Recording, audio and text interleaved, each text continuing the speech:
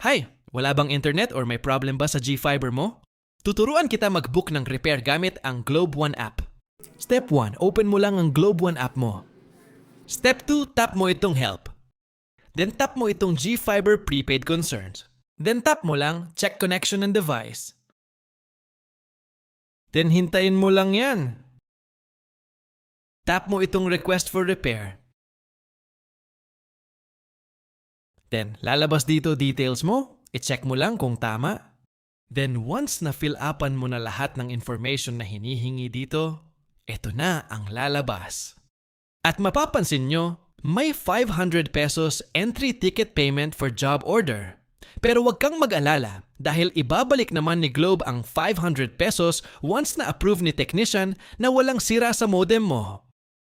Kung okay na, tap schedule a repair at magbayad. Gamit ang mode of payment mo.